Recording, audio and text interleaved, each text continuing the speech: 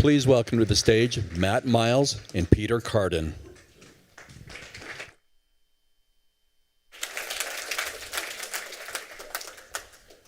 Okay, so just by way of introduction, sorry.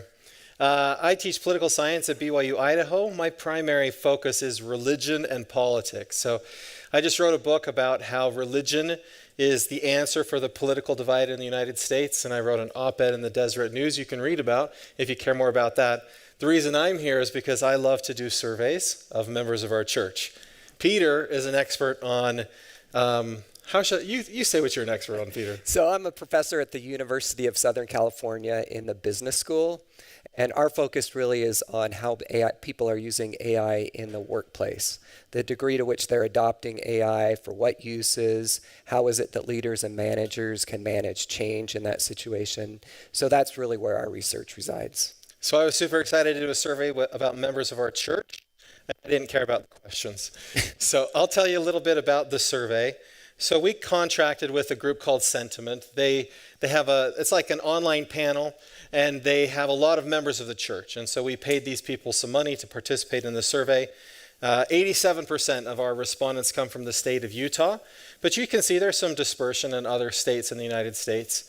I did something and you can see the demographics of our survey too. We asked them, one of the first questions is, are you a member of the church? How active are you in the church? So anyone who wasn't a member of the church got kind of kicked out of the survey. And then when you're paying people to do surveys, there's this incentive for them to just kind of like click through. So we have this attention question early on to make sure that people are paying attention to the survey.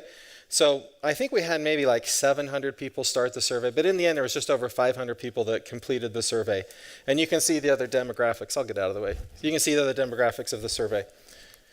I did something that's called cluster analysis or k-means analysis. When you get all this survey data, sometimes it's nice to kind of like say, like, is there a way to group people together? And so I tried to find something where you could get like about a third of the respondents to fit into these categories.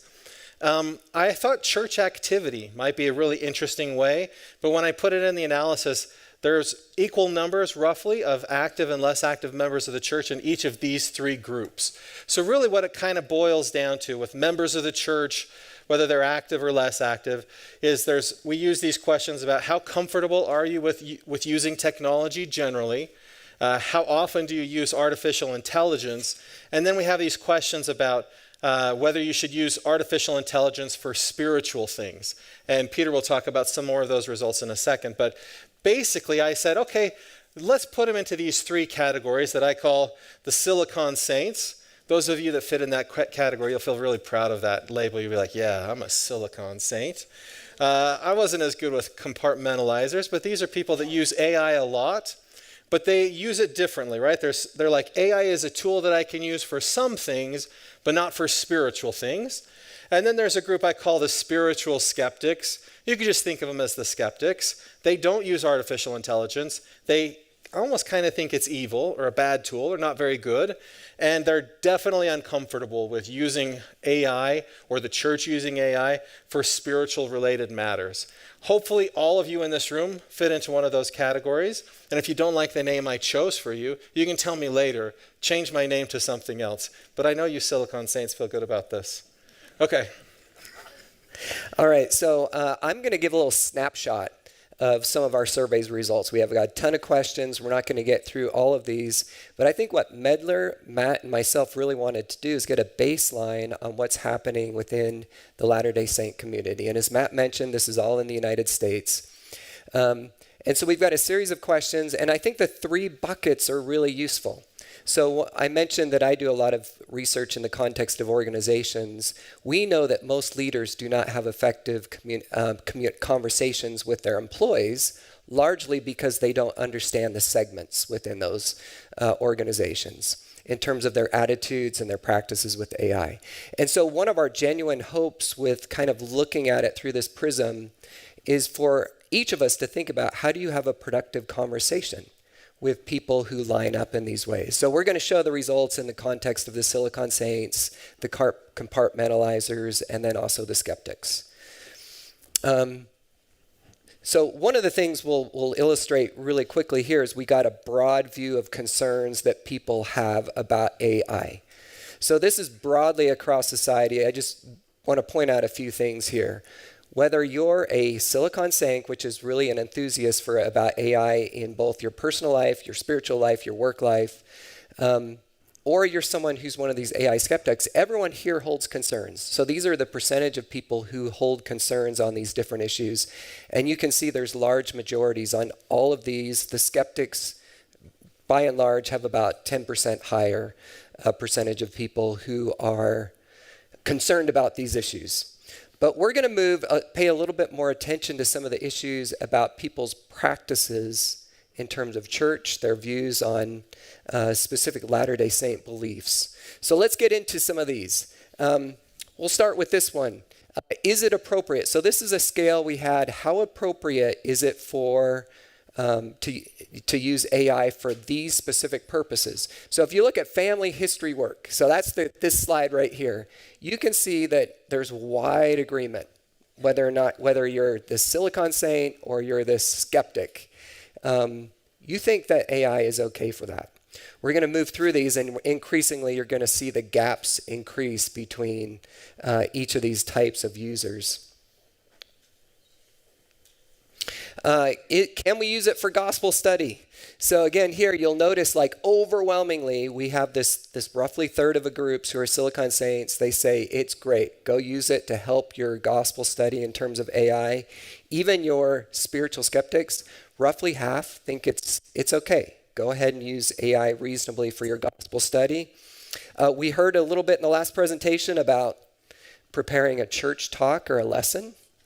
And you can see it's a very similar pattern. Like the gap is kind of widening between the Silicon Saints and your skeptics, but still it's roughly the same, just about half of your skeptics. Now we're going to move into some of the areas in which there's wider differences.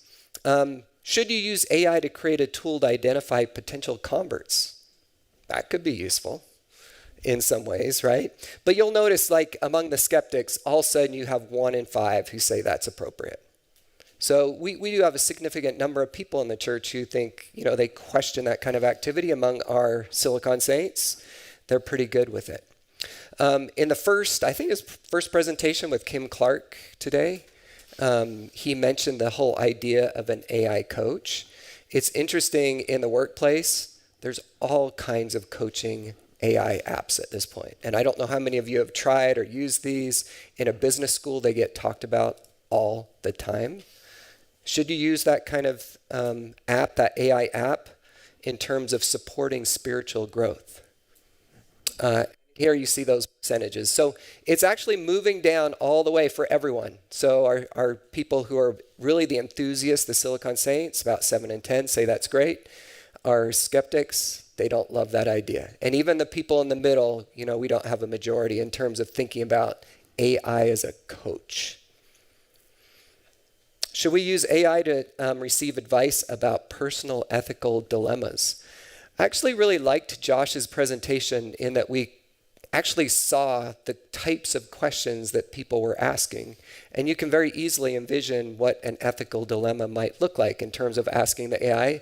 Again, very similar pattern here with these types of users among Latter-day Saints.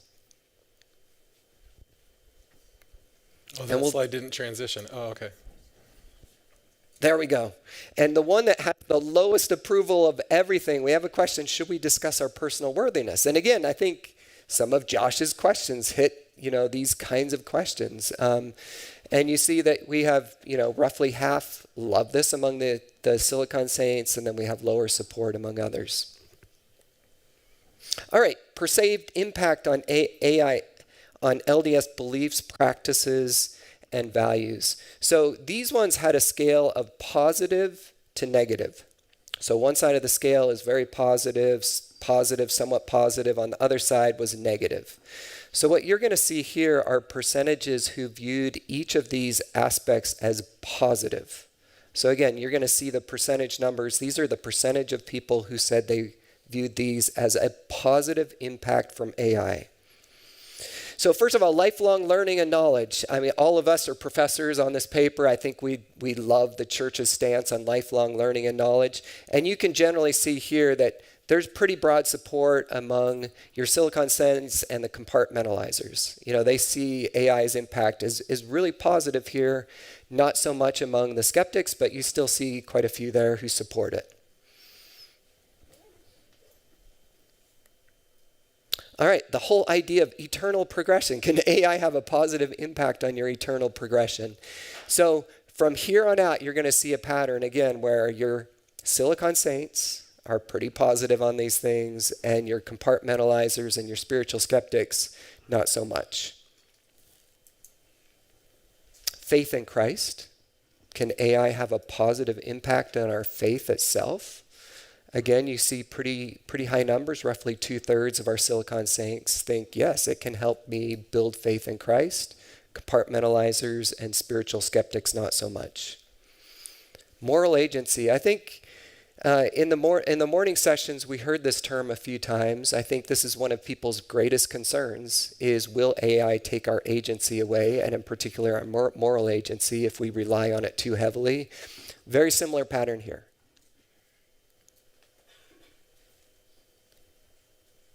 I think I missed one. Human connection and empathy. I think Medler opened the conference suggesting how important it was to have front and center this idea of to what degree does AI impact our relationships. I think it's really useful for us to have that always in mind, because one of the unintended consequences in the work that I see is that AI actually creates kind of a suspicion or mistrust when people use it too much when they communicate with one another. So to what degree is it a positive influence overall on human connection and empathy? Again, a very similar pattern, but you see all of these numbers moving down a little bit. Revelation through prophets, similar pattern here. And our understanding of the nature of creation. Medler this morning also mentioned this issue of, can AI be conscious or sentient? So we have a series of questions. Again, what you're getting here is a snapshot of some of these, and we do have a white paper that will be available to read all of these items collectively. But you see there's quite a few people actually view the possibility of AI as being conscious or sentient overall. All right, views of church and parental involvement. So you saw that there was kind of this gap that emerged on a lot of these items as far as your Silicon Saints, your compartmentalizers, and your spiritual skeptics. But it's interesting, there is a lot of support among all groups for the church and parents to be really involved. I mean, people generally agree that they want some kind of guidance and conversation. So let's look at just a few of the items that we had here. This first item, I support interfaith efforts. We heard a lot about this morning, right? And you can see there's support among all of these groups. We do want to see faiths get together and figure out the ways in which we can ensure that AI is lining up with enduring moral values. Parents and church leaders actively teaching youth. Again, we see pretty strong agreement. So there's certainly a place here among the broad LDS committee, however much they're using AI, they'd like to see this. I look to church leaders for ongoing guidance. Very similar question, pretty similar results. You're getting pretty wide support for this. And then just one final question, kind of in this area, I would be disappointed if the church is using AI. The church is using AI, by the way. But it's interesting. Here you see, your Silicon Saints and your compartmentalizers, very few would be disappointed with that thought. But then you have this group of skeptics who they find that troubling or problematic. So this is pretty roughly, we ran through these pretty quickly. Again, this is a snapshot. We have a white paper. We intentionally want to have 10 to 15 minutes here to open up for some reactions, some questions that we can answer for you about the survey. So do we have a mic that can go around? Anyone who's got comments, reactions? Got a hand way in the back. Concerning the sentient question, that was quite a high percentage on all three of the categories. So the I'm done now. And so That do you think? Why? Whoa, echo. Yeah. Sorry.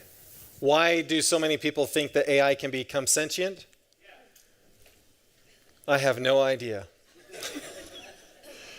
I would say I'm fascinated to see how this stuff changes as AI technologies advance. I think like right now we're just in the infancy. And I think that when you ask people these kinds of questions, there are a lot of people that really don't know. Like there was an option people could choose that say like, it's not, yeah, I guess they could have said it's not possible. We asked them, could they have a soul? That's also an interesting one we didn't put in here. I can't remember the results on that one though. Yeah, and I just want to offer a thought. Again, the white paper will be useful in this regard because we've collapsed some of the categories here on the scales. So I'd encourage you to look at that. But I think we went into this project with genuine curiosity. We didn't know how these answers were going to turn out, which is always fun for a survey project. So I do all of these AI surveys all the time. This one was one where I really didn't know how people were going to respond. And just real quick to that point, because Peter does know that there are national surveys that ask some questions about AI, and we put those in our survey, and we show that members of our church attitudes about AI are not largely different from the general U.S. population broadly. Yeah, right. Did you ask the people that that took the survey what their knowledge of AI was? Because I guess if I would have taken this survey 2 years ago, my only knowledge of AI was ChatGPT. But there's like so much, instead of just large language models. So do you know what kind of percentage of people know more than just ChatGPT or something, and like how they can use predictive analysis or things like that? Yeah, we don't have a precise question on that. I mean, to be completely honest, we were like trying to pack more questions than we could get in. Like we pay for the survey responses, right? We have a measure. This is in October of this year, so this is current.